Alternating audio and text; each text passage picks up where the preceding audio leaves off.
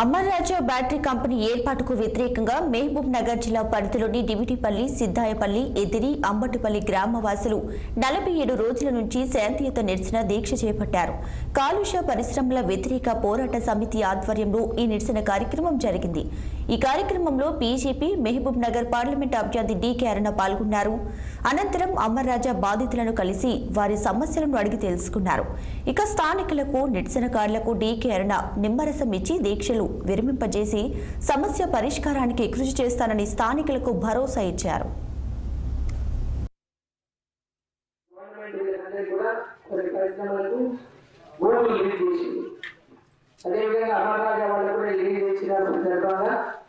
ఈ 4 గ్రామాల్లో ఉన్నటువంటి ప్రజలు, భూములు ఉన్నటువంటి రైతు, ఈ గ్రామాల ప్రజలందరూ కూడా అమర్రాజా యొక్క ఫ్యాక్టరీ వల్ల మాకు పెద్ద ఎత్తున కాలుష్యం వస్తుంది.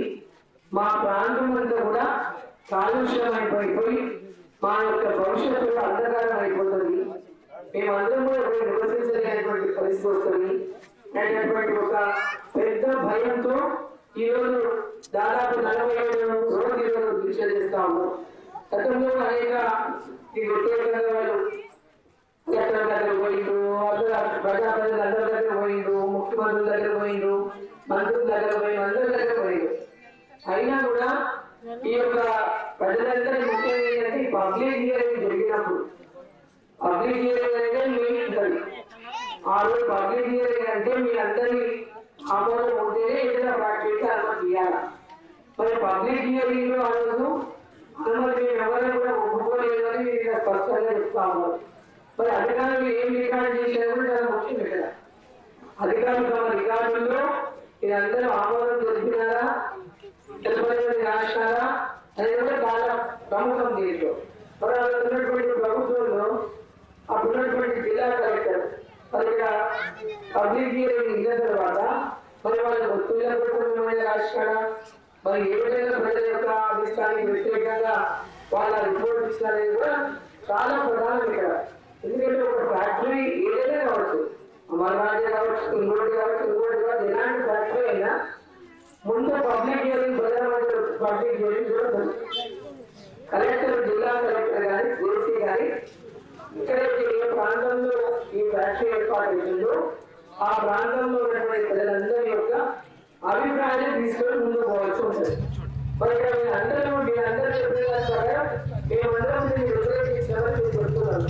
మరి ఎంతమంది వ్యతిరేకించిన మరి అమర్రాజాకు అనుమతి గమనించింది, ఎందుకోసం ఇచ్చింది? ప్రజలు వ్యతిరేకించినప్పుడు అనుమతులు ఎక్కడ వచ్చినాయి? మరి వీళ్ళు అనుమతి లేకుండా కాలుష్యం ఏదైతే కాలుష్య నివారణ ఆఫీసులు అధికారులు వచ్చారు వాళ్ళు కూడా మరి వీళ్ళు ఇచ్చిన రిపోర్ట్ ప్రకారమే వాళ్ళు ఈరోజు పొల్యూషన్ కంట్రోల్ కూడా వాళ్ళ యొక్క అనుమతులు ఇస్తారు. అనుమతులు అంటే వాళ్ళు కూడా ఈ ఫ్యాక్టరీ వల్ల ఏ విధంగా ఈ ప్రాంతంలో ఎఫెక్ట్ అవుతుంది, వాళ్ళు ఏ విధంగా ఎఫెక్ట్ రాకుండా వీళ్ళు ఆ యొక్క పొల్యూషన్ కంట్రోల్ చేస్తామని చెప్పి వారికి వాగ్దానం చేశారు. చాలా ప్రముఖంగా ఉంటుంది దీంట్లో. ఏ ఫ్యాక్టరీ వచ్చినా పొల్యూషన్ కంట్రోల్ బోర్డు అనుమతులు లేకుండా ఇలా ఫ్యాక్టరీ ముందుకు పడేటువంటి పరిస్థితి ఉండదు. మరి కాలుష్య ఈ పొల్యూషన్ కంట్రోల్ బోర్డు మరి వీళ్ళకి అనుమతులు ఇచ్చిందా ఇంకా ఇవ్వలేదు ప్రధాన ఇక్కడ. వాళ్ళ కంట్రోల్ అనుమతులు వచ్చినాయా లేదా, మరి ఇవన్నీ విషయాల్లో తెలుసుకోవాల్సినటువంటి అవసరం ఉండాలి. మరి నేను అందరూ నా యొక్క సూచన ఏంటంటే, నా యొక్క అభిప్రాయం ఏంటంటే, ఇప్పుడు మనకు ఎన్నికల సమయంలో మనకు ఎలాంటి వాగ్దానాలు కానీ అవన్నీ కూడా మనకి హామీలు కానీ మనం ఇవ్వలేనటువంటి పరిస్థితి. నేను అందరికీ చెప్తున్నటువంటి ఒకటి, ఈ 15 రోజులు అయితే ఎలక్షన్ అయిపోతుంది. ఆ కంపెనీ వాళ్ళని తప్పకుండా ఈ 4 గ్రామాలలో ఎక్కడికి మనం అందరం సమావేశం అవుతామో అక్కడికి పిలిపిద్దాం. వాళ్ళ ముందరే మరి ఏమేమి జరిగింది, ఎట్లా జరిగింది, వాళ్ళు ఏ విధంగా ఈరోజు ఆ పబ్లిక్ హియరింగ్ వ్యతిరేకంగా ఇక్కడ కంపెనీ ముందుకు వచ్చింది, దీంట్లో ఎవరి పాత్ర ఏముంది, మరి దీన్ని ఏ విధంగా ప్రజలకు ప్రజలకు మరి వాళ్ళకు ఉన్నటువంటి భయం అనేది మరి దాన్ని ఆ భయాన్ని పట్టుకొని ఎట్టబడుతున్నారు. మరి వాళ్ళు ఏ విధమైనటువంటి అనుమతులు తెచ్చుకున్నారు కాలుష్యం కంట్రోల్ బోర్డు, ఇవన్నీ విషయాల మీద మనం ఒక రోజు కూర్చొని మీ అందరి మీద మాట్లాడి